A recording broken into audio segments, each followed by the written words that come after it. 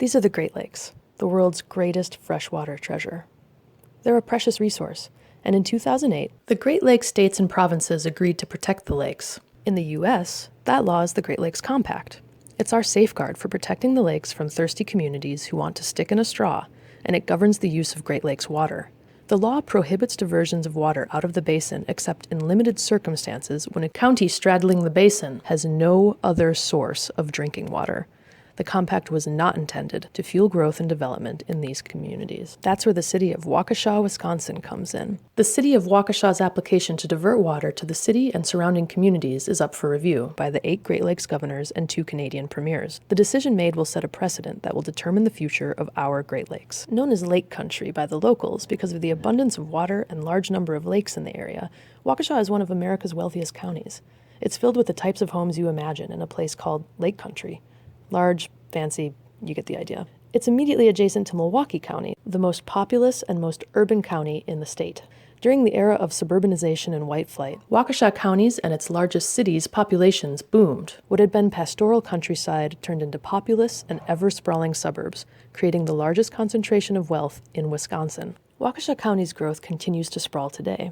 Even in the middle of winter in Wisconsin, Waukesha is developing more and more land, increasing both its population and its industry. The City of Waukesha claims it doesn't have enough water, which makes something pretty clear. Waukesha's need for so much extra water is for fueling this growth. Waukesha can continue to grow and expand, but it cannot and should not fuel this sprawl with resources from the Great Lakes Basin. The compact is intended to protect the Great Lakes and not fuel future growth outside the basin. The City of Waukesha's application for diversion makes the point that its water is tainted with radium, and the Waukesha Water Utility is under order to remedy this by 2018. What is not mentioned is there are communities in Waukesha County using the same water source that are already successfully treating their water to remove radium contamination.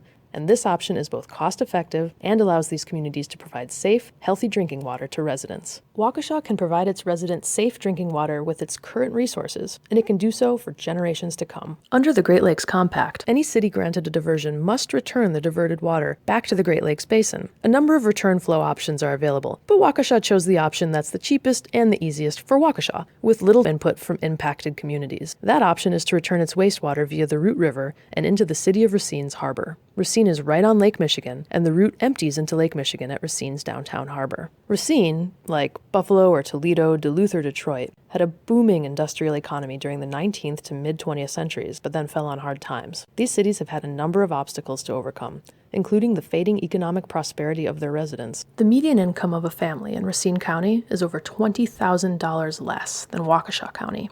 Homes in Racine County are worth, on average, $80,000 less. Racine has over twice as many people living below the poverty line, its unemployment rate is twice as high, and it's home to twice as many people of color. There have also been serious environmental challenges the city has worked hard to overcome. Years of industrial abuse had sullied the Root River and Racine's harbor, making it a place nobody really wanted to spend time. The city has spent a lot of money and undertook a huge effort spanning the last 2 decades to right these environmental abuses. It paid off. After years of hard work, the Root River is now a place people flock to for recreation, and the area around the river has become an economic success story. On any given day in summer, you'll find all manner of boaters, fishers, and picnickers. A downtown riverfront that was once desolate is now lined with businesses. Racine's stretch of Lake Michigan is one of the cleanest in the Great Lakes Basin. North Beach, a huge sand beach just north of downtown, has won multiple awards as one of the best beaches in the nation. The water quality is fantastic, and in summer, the beach is filled with people. Beyond all this, the city recently won an award for having the best tasting drinking water in America.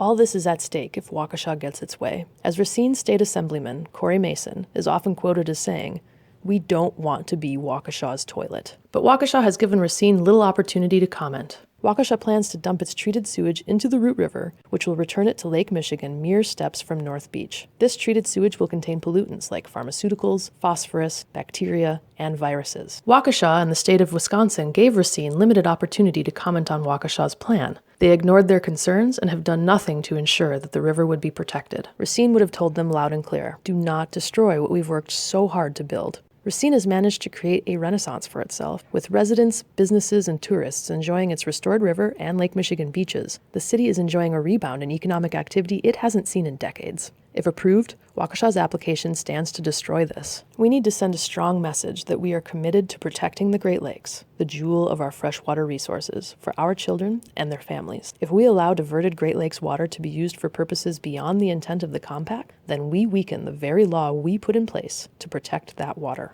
Why would any governor in the Great Lakes region want to approve an application that sets a terrible precedent, one that makes it incredibly easy for just about any community in a county straddling the basin to take water? This is a dangerous precedent to set and a terrible legacy to leave behind. The communities of the Great Lakes region deserve better.